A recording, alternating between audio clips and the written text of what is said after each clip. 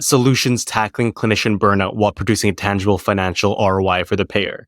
So number one, what does that mean in English? And number two, why do you think that's part of the future? So until we reach the fully autonomous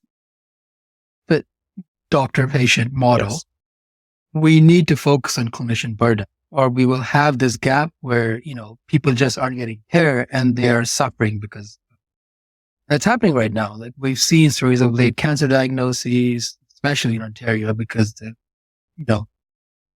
things are falling through the crack. Our cancer screening rates are still 60%, which to me is like unacceptable for a first world country. So I think talking to us and seeing why we're burnt out, reimbursement is a big component, liability or just dumping on a family physician, big component. Partly by specialists, but partly by hospitals.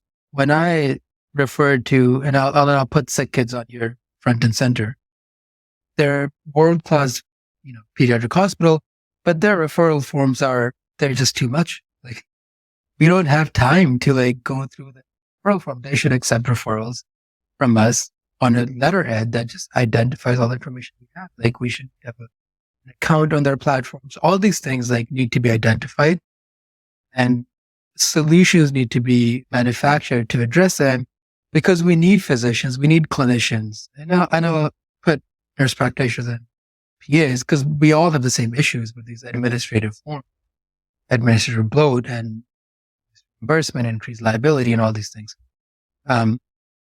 And then you have to look at why do people buy things? How do people value what you're selling them?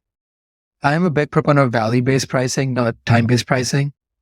You're pricing something, but value for a business is money.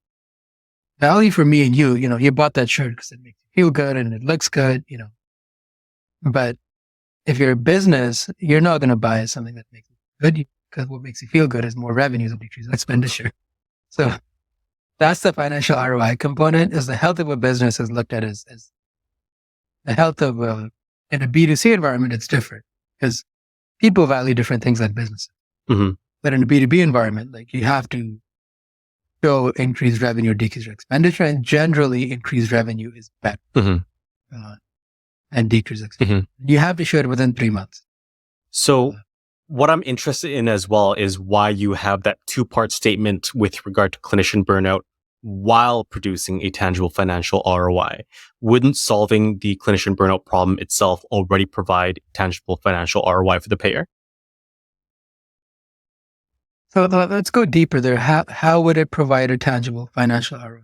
So if the payer in a public health system is the public government itself, and if part of the reason why cancer screening rates are so garbage is because physicians are burnt out and they aren't able to keep track of all the forms necessary to keep all their patients screened for cancer all the time, then if you solve the problem of physicians being burnt out, then you get cancer screening rates higher, resulting in a better financial ROI by needing fewer tertiary level treatments for patients who do have cancer in the end.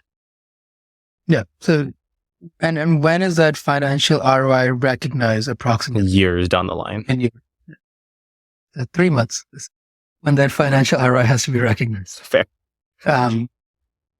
And this is kind of somewhat sadistic, and our financial statements are quarterly. Maybe they shouldn't be. Maybe for healthcare, we should be no, that's not the model we should follow. Maybe we should look at healthcare companies, when their annual statements or quarterly statements. Maybe we're not going to have any money statements 5 years.